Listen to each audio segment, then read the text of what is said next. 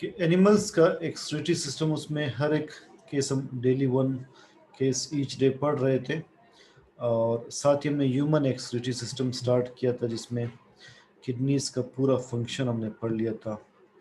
तो ये last case animal का कंप्लीट करके दोबारा से किडनी के उस टॉपिक को देखते हैं।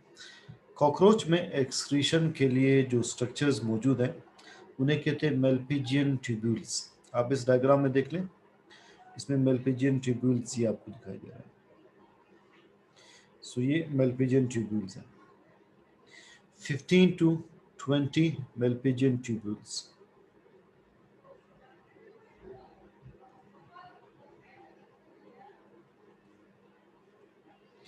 These are the excretory structures associated with intestine या gut। ये काम कैसे करते हैं, इनके अगर हम एक मैग्नीफाइड व्यू को कंसिडर कर लें, ये एक मेल्पिजियन ट्यूब्यूल है और दिस इज मेल्पिजियन ट्यूब्यूल। अगले एंड पर ये स्ट्रक्चर क्लोज्ड है। जो स्ट्रक्चर आगे जाकर क्लोज्ड हो उसे हम कहते हैं क्लोज्ड स्ट्रक्चर, ब्लाइंड स्ट्रक्चर। इसे क्या कहते हैं, blind structure. What is a blind structure? A structure that is closed at one end. So it is blind. तो मेल्पिजियन ट्यूब्यूल एक ब्लाइंड स्ट्रक्चर है।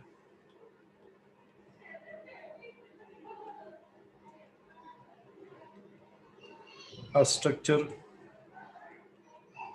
that is closed at one end. इसमें कुछ sales का कलेक्शन है, उन्हें कहते हैं ग्लैंड्यूलर एपिथेलियम। देखिए अब ग्लैंड्यूलर एपिथेलियम होगा। A collection of cells is called epithelium। तो ये ग्लैंड्यूलर एपिथेलियम कहलाता है। This is glandular epithelium. I'll be explaining what epithelium is.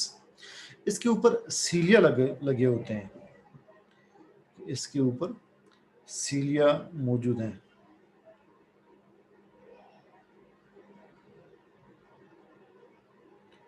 ये सीलिया किस स्टाइल में मौजूद है, बिल्कुल एक कंघी की तरह, एक ब्रश की तरह। तो हम इसे ब्रश बॉर्डर कहते हैं। Cilia resemble the pins of a brush, इसे हम कैरेक्टरिस्टिक ब्रश बॉर्डर कहेंगे। सराउंडिंग जो फ्लूइड है, इस फ्लूइड को, सराउंडिंग फ्लूइड को कहते हैं हीमोलिम्फ।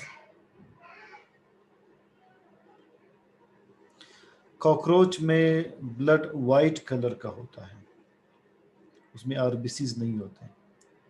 और आरबीसीज नहीं तो ऑक्सीजन ये कैसे इनहेल करते हो, मैकेनिज्म पढ़ेंगे रेस्पिरेशन में। तो इनमें आरबीसीज की बजाय स्ट्रक्चर्स है स्पायरेकल्स। तो चूंकि आरबीसीज नहीं है इसके ब्लड में, इसका ब्लड वाइट कलर्ड होता है, उसे हीमोलिम्फ कहते हैं। तो सराउंडिंग ब्लड वाइट कलर का है। अब मैं ये कुछ डेफिनेशंस लिख लेता हूँ, पर मैकेनिज्म बहुत ही सिंपल है। ब्लाइंड स्ट्रक्चर मैंने डिफाइन किया, कोई भी स्ट्रक्चर जिसका अगला एंड ब्लाइंड हो। हम कहते हैं ब्लाइंड स्ट्रीट, एक ऐसी स्ट्रीट जिसका अगला एंड क्लोज्ड हो। सो एपिथेलियम किससे कहते हैं, ये मैं डिफाइन कर लेता हूँ। एंड व्हाट इज हीमोलिम्फ, ये डिफाइन कर लेता हूँ। What is epithelium? epithelium means a collection of cells. Epithelium is a collection of cells forming a layer. A collection of cells forming a layer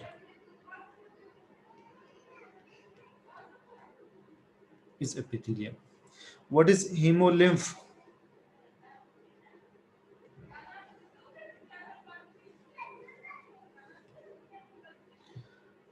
Blood in cockroach that is white in color is hemolymph.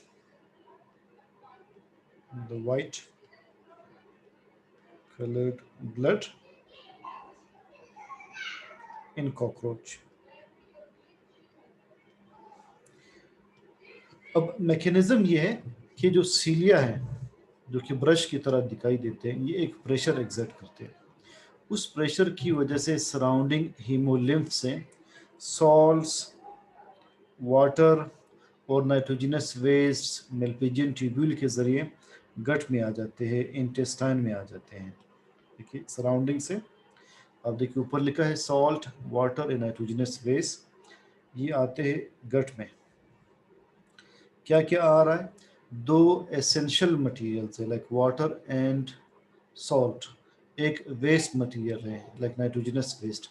कौन सा nitrogenous waste इसमें होता है? Uric acid.